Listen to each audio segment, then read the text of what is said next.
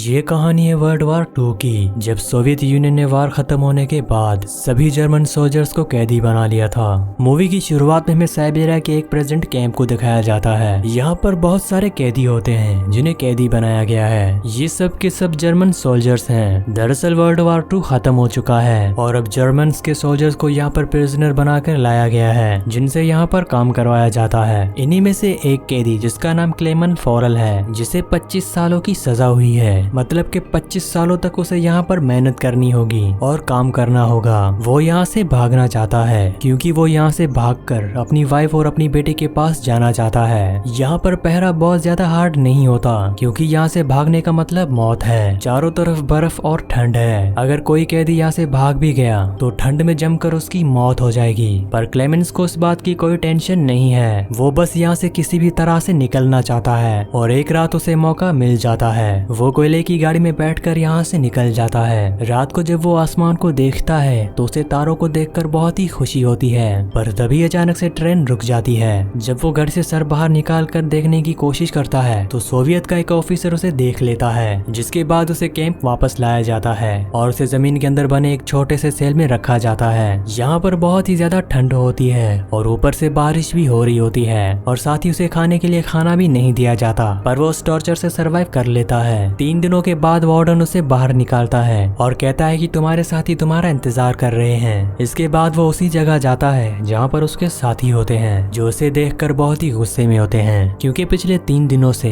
Clemens की वजह से इनमें से किसी को भी खाना नहीं मिला होता और अब ये सब के सब क्लेमेंस के ऊपर अपना गुस्सा उतारते हैं। वो क्लेमेंस को बहुत ही बुरी तरह से मारते हैं, जिससे क्लेमेंस बहुत ही ज्यादा जख्मी हो जाता है। जिसके बाद एक डॉक्टर जो इन्हीं कैदियों में से एक कैदी है, वो क्लेमेंस का इलाज करने के लिए उसके पास आता है। क्लेमेंस कहता है कि मैं यहाँ पर रहकर मरना नहीं चाहता, मैं अपनी वाइफ और अपनी बेटी के पास वापस जर्मनी जाना चाहता हूँ। डॉक्टर कहता है कि यहाँ से भागना नामुमकिन है। अगर तुम यहाँ से भाग भी गए तो तुम ठंड से मारे जाओगे और सच ये भी है कि अगर तुम नहीं भी भागे तो भी मारे जाओगे, क्योंकि यहाँ पर सोवियत वाले जो तुमसे लेट की खोदाई करवाते हैं वो धीरे धीरे हवा के साथ तुम्हारी बॉडी के अंदर जाता है, जिससे इंसान को खतरनाक बीमारी होती है, जिस बीमारी से कोई इंसान बच नहीं सकता और इसीलिए डॉक्टर खुद भी बीमार होता है। वो कहता है कि तुम्हें भागना जरूर चाहिए। वो उसे अपने गर्म कपड़े देता है और बताता है कि रेलवे लाइन पर जगह जगह खाना छुपा कर रखा गया है। उसके पास जो जूते होते हैं वो भी उसे दे देता है, साथ में एक गन भी देता है। असल में डॉक्टर खुद भी यहाँ से कभी भागना चाहता था, पर अब जबकि वो जल्दी मरने वाला है इसीलिए उसका यहाँ से भागने का कोई भी मतलब नहीं। इसीलिए उसने खुद के भागने के लिए जो तैयारी की होती है वो सारा सामान क्लेमेंस को दे देता है। साथ ही उसे वो अपना लंच बॉक्स भी देता है और कहता है कि तुम अगर यहाँ से भागकर सही सलामत बाहर पहुँच गए तो ये मेरी फैमिली को दे देना और उनसे कहना कि मैं अब इस दुनिया में नहीं हूँ। उसी रात को बर्फीला तूफान आता है, जिस तूफान में क्लेमेंस एक बार फिर से भाग जाता है। अगली सुबह ये बात वार्डन को पता चल जाती है। वो डॉक्टर के पास आता है, पर अब डॉक्टर मर चुका है। वार्डन इस बात से बहुत ही गुस्सा होता है कि क्लेमेंस एक बार फिर से भाग गया। वो अपने सिपाहियों को उसको पकड़ने के लिए भेजता है, लेकिन किसी को भी उसका पता नहीं चलता। सब कहते हैं कि वो मर गया होगा क्योंकि चारों तरफ बहुत ज्यादा ठंड है जिसमें कोई भी इंसान जमकर मर जाएगा। पर वार्डन को पूरा यकीन है कि क्लेमेंस जिंदा है, इसीलिए वो उसकी तलाश जारी रखता है। दूसरी तरफ हमें क्लेमेंस को दिखाया जाता है जो बर्फ के तूफान को सहता हुआ लगातार धीरे धीरे आगे बढ़ता जाता है। आज उसे इस बर्फ में चलते चलते पूरे 9 दिन हो चुके हैं। तभी उसे डॉग्स के भौंकने की आवाज आती है। जब वो पीछे मुड़कर देखता है तो एक स्लेट आ रही होती है। वो वहीं पर ही लेट जाता है और स्लेट उसे ऊपर से रौंकता हुआ निकल जाता है। तभी अचानक उसकी आंखें खुल जाती हैं और ये देखता है कि ये एक सपना था। क्लेमेंस इस सपने से बहुत ज्यादा डर जाता है। कई दिनों से पैदल चलने की वजह से वो बहुत ही ज्यादा थक चुका है और उसका खाना भी खत्म हो चुका है। वो भूखा है और प्यासा है, इसीलिए वो वहीं पर गिरकर बेहोश हो जाता है। कुछ देर बाद उसे होश आता है। दरअसल उसे किसी की आवाज आ रही होती है। तभी वो देखता है कि उसके सामने एक सील है। वो अपनी गन निकाल कर उस पर फायर करता है, लेकिन गोली सील को नहीं लगती। सील वहाँ से भागने लगती है। क्लेमेंस उसका पीछा करता है और तभी वो एक बर्फ के चट्टान के पीछे चली जाती है। पर इससे पहले कि वो उसकी आंखों से दूर हो जाती, क्लेमेंस उस पर निशाना लगाता है और उसकी आखिरी गोली सही निशाने पर लगती है, जिससे सील मर जाती है। इसका मतलब ये है कि अब क्लेमेंस के पास खाना भी है। क्लेमेंस ने आज कई दिनों बाद भरपूर खाना खाया है। इसके बाद वो थोड़ी देर के लिए आराम करता है और आराम करने के बाद वो एक बार फिर से यहाँ से निकल जाता है। उसके पास एक कंपास भी होता है जिससे वो लगातार अपनी डायरेक्शन देखता रहता है। साथ ही वो अपने दिमाग को एक्टिव रखने के लिए वो हमेशा अपने आप से बातें करता रहता है। क्लेमेंस 2 महीनों से लगातार चल रहा होता है और एक दिन उसे अपने सामने एक सूखा सूखा हुआ पेड़ दिखाई देता है, जिसे देखकर वो खुश हो जाता है। आज उसने 2 महीनों के बाद किसी ऐसी चीज को देखा है जिसका मतलब यह है कि वो आर्कटिक की बर्फीली पहाड़ियों से बाहर निकल चुका है। वहीं दूसरी तरफ वार्डन को दिखाया जाता है, जो अभी भी क्लेमेंस को ढूंढना चाहता है और वो अपने सोल्जर से कहता है कि तुम 500 मीटर के रेडियस में किसी भी कीमत पर उसे ढूंढकर वापस लाओ, मुझे पूरा यकीन है कि वो अब भी जिंदा है। इसके बाद हमें क्लेमेंस को दिखाया जाता है, जो अब जंगल तक पहुंच चुका है। वहाँ पर सब पेड़ पूरी तरह से सूखे हुए होते हैं। तभी यहाँ पर बर्फीला तूफान आ जाता है, जिस वजह से पेड़ टूटकर गिरने लगते हैं और इन्हीं पेड़ों में से एक पेड़ क्लेमेंस के ऊपर गिर जाता है। पर उसकी किस्मत अच्छी होती है। यहाँ पर 2 लोग होते हैं जो यहाँ पर सोने की तलाश में आए होते हैं। वो दोनों मिलकर क्लेमेंस की जान बचा लेते हैं। अब ये तीनों के तीनों यहाँ से आगे बढ़ते हैं। असल में ये यहाँ से निकलना चाहते हैं। मौसम भी पूरी तरह से बदल चुका है, बर्फ भी पिघल चुकी है और नदियों का बहाव भी पहले जैसा हो गया है। ये तीनों के तीनों लकड़ी की एक राफ्ट बनाते हैं और वो उस राफ्ट पर बैठकर इस झील के सहारे आगे बढ़ना शुरू कर देते हैं। पर तभी अचानक नदी का बहाव तेज हो जाता है, जिसमें इनका एक साथी नीचे गिर जाता है। क्लेमेंस अपनी जान की परवाह किए बगैर उसे बचाने के लिए नदी में कूद जाता है और बहुत मुश्किल से वो अपने साथी को नदी के किनारे ले आता है।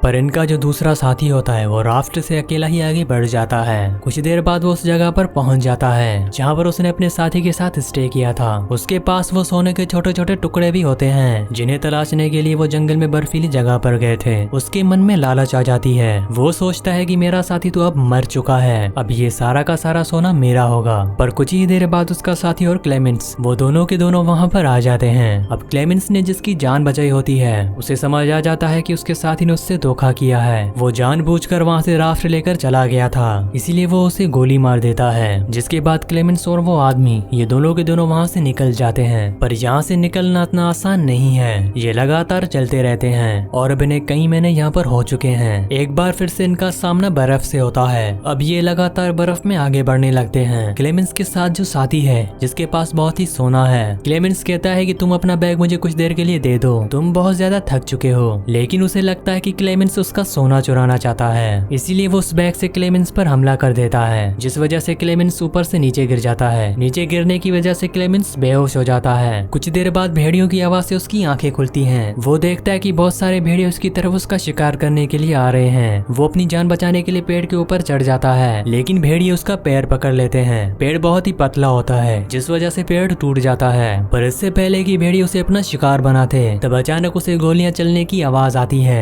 असल में यहाँ पर पास ही के कुछ लोकल लोगों ने सभी भेड़ियों को मार दिया होता है। वो क्लेमेंस की जान बचाते हैं और अपने गाँव ले आते हैं। क्लेमेंस जब होश में आता है तो वो देखता है कि वो एक गाँव में है। ये देखकर उसे बहुत खुशी होती है। पर तभी यहाँ पर सोवियत सोल्जर से उनकी आर्मी का एक मैसेज आता है, जो उन लोगों को बताता है कि एक जर्मन सिपाही हमारे कैंप से भाग गया है। अगर किसी ने भी उसे शेल्टर दिया तो वो मारा जाएगा। ये जानने के बाद वहाँ के जो लोकल लोग होते हैं वो क्लेमेंस से कहते हैं कि तुम्हें यहाँ से जाना होगा, तुम्हारी जान को यहाँ पर खतरा है। वो क्लेमेंस को सफर के लिए बहुत सारा खाना और एक डॉग देते हैं, ताकि सफर में उसका एक साथी भी हो। अब वो अपने डॉग के साथ 1 साल तक लगातार आगे पैदल चलता जाता है। एक दिन वो उस जगह पहुँचता है जहाँ पर बहुत सारे मिल वर्कर होते हैं। क्लेमेंस का डॉग उनके पास चला जाता है। क्लेमेंस अपने डॉग को बचाने के लिए वहाँ पर जाता है। मिल के वर्कर्स क्लेमेंस को पहचान लेते हैं, इसीलिए वो क्लेमेंस को अपने ओनर के पास ले जाते हैं। क्लेमेंस उसे अपनी पूरी कहानी सुनाता है, जिससे उसके दिल में उसके लिए रहम आ जाता है। इसीलिए वो क्लेमेंस को उस ट्रेन में बिठा देते हैं, जिससे वो यहाँ से बाहर निकल सके। क्लेमेंस ये सोचकर बहुत ही खुश हो रहा होता है कि वो जल्द ही अपनी फैमिली के पास वेस्ट जर्मनी पहुंच जाएगा। अब रास्ते में एक स्टेशन पड़ता है। क्लेमेंस देखता है कि वहाँ पर सोवियत के बहुत सारे सोल्जर्स हैं। वो समझ जाता है कि मिल के ऑनर ने और उसके वर्कर्स ने उसके साथ धोखा किया है। दरअसल उन्होंने पहले ही वार्डन को ट्रेन के बारे में बता दिया होता है और वार्डन उसका स्टेशन पे इंतजार कर रहा होता है। पर इससे पहले कि वार्डन उस तक पहुंचता, क्लेमेंस अपने डॉग के साथ उतरकर भाग जाता है। सोवियत के सोल्जर्स उसका पीछा करते हैं और तभी क्लेमेंस देखता है कि उसके सामने वार्डन खड़ा है। वार्डन उसे गिरफ्तार करना चाहता है, पर इससे पहले कि वो ऐसा करता,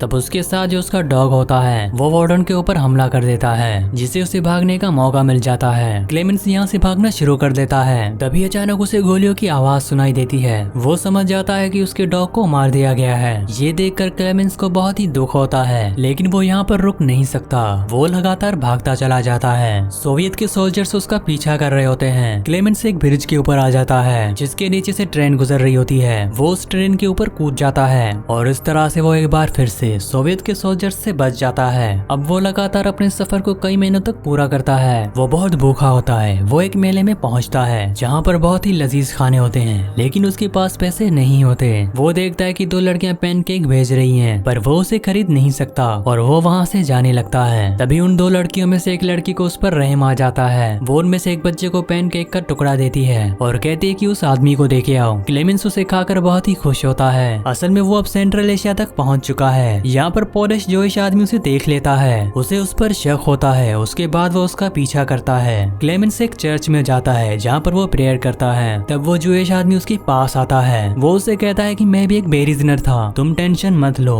मैं तुम्हारी मदद करूंगा। और वो उसे अपने घर ले जाता है जहाँ पर उसने कई सालों बाद शेव की है और आज वो कई सालों बाद अपने असली रूप में आया है। वो जोइश आदमी उसके लिए एक पासपोर्ट बनाता है और कहता है कि तुम अपने घर वापस जा सकते हो। क्लेमेंस बहुत ही ज्यादा इमोशनल हो जाता है। वो इरानियन बॉर्डर पर जाता है जहाँ पर अपना पासपोर्ट दिखाता है और उसे बॉर्डर पार करने की इजाजत मिल जाती है। क्लेमेंस ये सोचकर बहुत ही खुश होता है कि अब वो अपने घर और अपनी फैमिली के पास वापस पहुंच जाएगा। और जब वो ब्रिज को क्रॉस कर रहा होता है तभी उसकी आंखों पर रोशनी पड़ती है और अगले पल वो देखता है कि उसके सामने वार्डन खड़ा है। वो पीछे मुड़कर देखता है और उसे एहसास होता है कि वो अभी भी सोवियत की जमीन पर है। इसका मतलब ये है कि वार्डन उसे गिरफ्तार कर सकता है। ये देखकर वो पूरी तरह से टूट जाता है क्योंकि उसके 7 सालों की मेहनत बर्बाद हो गई। आज से 7 साल पहले वो सोवियत के जेल से भागा था और आज जब 7 सालों के बाद वो अपने घर वापस जा सकता था तो वार्डन ने उसे पकड़ लिया। पर तभी वार्डन उसके रास्ते से हट जाता है। ये देखकर क्लेमेंस को यकीन नहीं होता। वो धीरे धीरे आगे बढ़ता है और वार्डन उसे नहीं रोकता। असल में क्लेमेंस के जिंदा रहने और घर जाने के जज्बे ने वार्डन को बहुत ज्यादा इम्प्रेस किया होता है, इसीलिए वो उसको गिरफ्तार नहीं करता। पर वार्डन की भी जीत होती है क्योंकि 7 साल पहले उसने कसम खाई थी कि वो किसी भी कीमत पर क्लेमेंस को पकड़ लेगा और आज उसने पकड़ लिया। इसका मतलब कि क्लेमेंस की जीत हुई और वो उसे यहाँ से जाने देता है। इसके बाद क्लेमेंस वेस्ट जर्मनी पहुंच जाता है जहाँ पर उसका घर है। आज क्रिसमस का दिन है और वो देखता है कि उसकी वाइफ और उसकी बेटी चर्च के लिए निकल रही हैं। क्लेमेंस उनका पीछा करता है और वो चर्च पहुंच जाता है जहाँ चर्च में उसकी बेटी उसको देख लेती है और अपने डैड को पहचान लेती है और उसे गले लग जाती है। और इस तरह से कई सालों के बाद क्लेमेंस अपनी फैमिली से मिल लेता है। इसी सीन के साथ इस मूवी का एंड हो जाता है। नेक्स्ट मूवी आप कौन सी सुनना चाहते हैं मुझे कमेंट्स में लाजमी बताना। और अगर आपको ये वीडियो पसंद आई हो तो प्लीज हमारी वीडियो को लाइक और चैनल को सब्सक्राइब लाजमी से कर देना।